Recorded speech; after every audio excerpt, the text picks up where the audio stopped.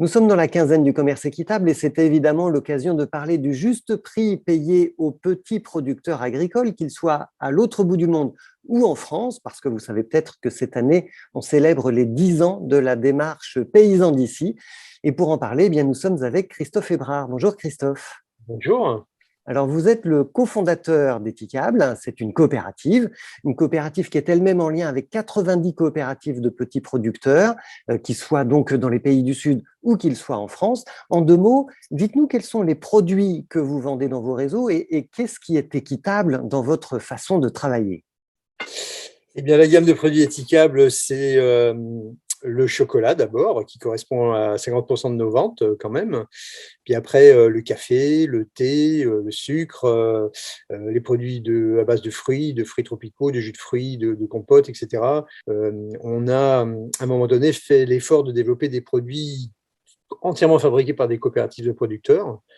Par exemple, des chips de banane plantain, des chips de pommes de terre natives de couleur au Pérou, ou tout simplement du riz du Cambodge qui sont transformés et qui sont conditionnés sur place et qui permet donc de laisser plus de valeur ajoutée localement. Donc, vos fournisseurs, ils sont un peu sur tous les continents. Nos fournisseurs, ils sont effectivement en Amérique latine d'abord, parce que ça a été un peu aussi à l'origine de nos partenariats sur des pays comme le Pérou, l'Équateur, la Colombie, puis après l'Amérique centrale, le Salvador, le Guatemala. Pour les cafés notamment, puisque le café est principalement originaire de cette région, mais aussi pour le cacao, puisque le cacao originaire d'Amérique latine, on trouve les grands crus de cacao dans ces régions-là. Et puis après, on a développé tout un travail pour étendre notre activité en Afrique, parce que ça nous a semblé intéressant d'être aussi davantage présent sur le continent africain, dans un certain nombre de pays francophones notamment. Donc, on a développé un travail sur Madagascar, sur la Côte d'Ivoire, sur le Burkina Faso, maintenant sur le Sénégal. Alors, on sent au travers de ce que vous dites, Christophe, qu'en fait, c'est un travail de fond que vous menez avec ces petits producteurs. Et j'y pense, là, cette année du Covid qu'on vient de traverser, 2020 et maintenant 2021, vous avez senti des difficultés particulières? Ça a changé votre façon de travailler avec eux? Alors, ça a changé notre façon de travailler avec les producteurs, les coopératives, parce qu'on n'a pas pu se déplacer sur le terrain. C'est vrai qu'on est organisé, nous, ici, avec une équipe d'agronomes basée en Amérique du Sud, basée en Équateur et au Pérou. On a deux collègues en Équateur et un collègue au Pérou qui font le suivi sur l'ensemble du continent. Donc, même eux, ils ont pu très peu se déplacer, aller voir les coopératives qui suivent. On a une personne basée à Madagascar. Elle aussi, son déplacement est un peu limité. Et puis, le reste de l'équipe, parce qu'au total, il y a 9 agronomes qui font le suivi des différents partenaires d'Etikable, n'ont pas pu bouger pendant cette période. Donc, les choses se font par visioconférence, par téléphone. Le suivi est plus difficile. Voilà. Par contre, les ventes sont plutôt restées très positives.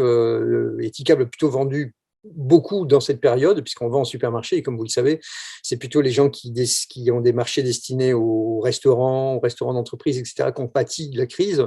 Nous autres qui vendons directement aux consommateurs à travers les magasins, on a eu plutôt plus de consommation, puisque les gens ont eu tendance à consommer l'année dernière, lors du confinement, plus de chocolat, plus de café, puisqu'ils restaient chez eux.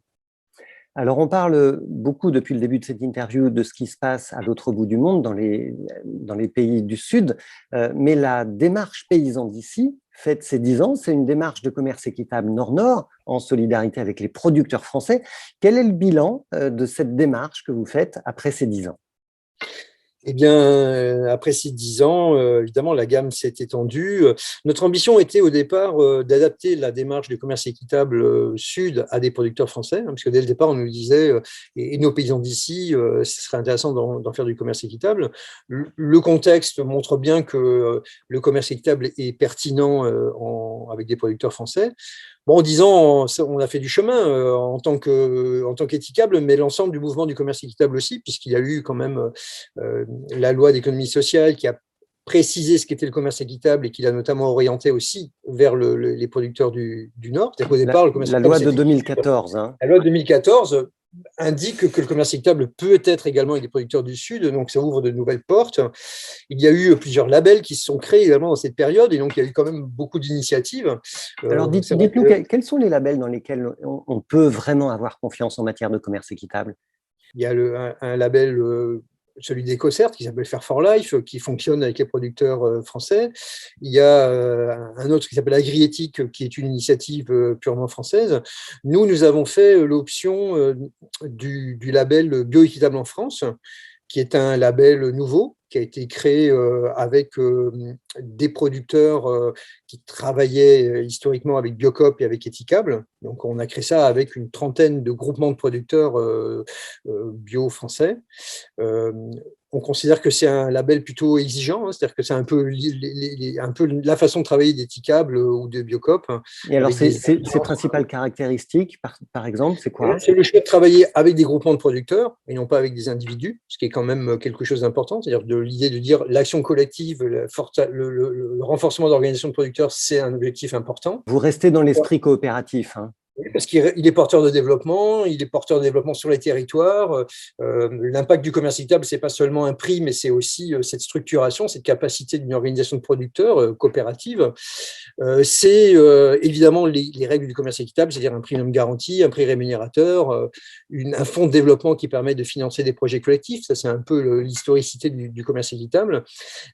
Et c'est aussi dans le cadre de la France, je dirais, les critères autour de l'agroécologie. C'est-à-dire le commerce équitable a pour ambition pas seulement d'avoir un prix plus rémunérateur pour le producteur, un prix juste au producteur, mais aussi de favoriser un mode de production de l'agriculture de demain, c'est-à-dire agroécologique, bio et agroécologique, c'est-à-dire pas une bio industrielle, mais une bio peut-être plus disante, une bio plus exigeante, qui permet de développer l'agriculture de demain et de gagner cette transition écologique qui est nécessaire. Alors, tout à l'heure, on parlait de café, de riz et de quinoa, mais quelle est la production des petits producteurs français avec lesquels vous travaillez? Parce qu'on n'est pas sur les mêmes produits, évidemment. On n'est pas sur les mêmes produits. Alors, on est beaucoup sur des produits céréaliers, sur des lentilles, sur des fruits secs, sur des farines. On a un grand succès sur des farines avec différentes coopératives bio. Il y a des produits fruitiers, des pruneaux, des confitures, des jus de fruits. On a un grand développement de jus de pomme, de jus de raisin. On a développé un projet avec une organisation de producteurs du sud de l'Aveyron sur la revalorisation de châtaigneraies qui est à Lamondon, les châtaigneraies anciennes, qu'un groupe de producteurs a réhabilité et a relancé. Et donc, voilà, c'est une histoire qui montre qu'au départ, on est parti d'un petit groupe un peu informel qui avait ce projet ambitieux de transformer la châtaigne. Et aujourd'hui, ils ont créé une entreprise, une initiative sur le territoire qui transforme et fabrique sa confiture de châtaigne eux-mêmes. Voilà, ça c'est vraiment un projet tout à fait emblématique de ce qu'on fait. Et alors, au bout de 10 ans, Paysans d'ici travaille avec combien de paysans français? Et puis, j'ai envie de prolonger la question. Vous avez quoi comme objectif maintenant? On est aux 10 ans et d'ici 5 ans, vous serez où? Alors, on travaille avec une quinzaine de groupements de producteurs. Ça représente un chiffre d'affaires maintenant de 9 millions d'euros. On pense qu'il va y avoir des croissances parce que ça se développe. Il y a une vraie volonté des consommateurs. Je pense qu'il y aura de plus en plus d'initiatives. Et voilà, c'est intéressant dans ce cadre pour nous de défendre un commerce équitable engagé, comme je disais, un commerce équitable avec cette notion aussi de pouvoir agir sur le mode de production, d'aller favoriser le mode de production dont on souhaite avoir le développement demain. Alors, Christophe Hébrard, pour finir, on parle de coopérative depuis le début. Ce modèle coopératif, moi, je vois qu'il se développe là. Il s'est développé en particulier pendant la crise du Covid. Expliquez-nous un petit peu ce que ça change. Quelle est la différence que ça fait d'être une coopérative quand on s'appelle Éthicable, comparé à des entreprises classiques? L'entreprise Éthicable appartient à 100 de ses salariés. Nous sommes 150 parce que pour être sociétaire chez Éthicable, il faut être présent depuis 2 ans dans l'entreprise.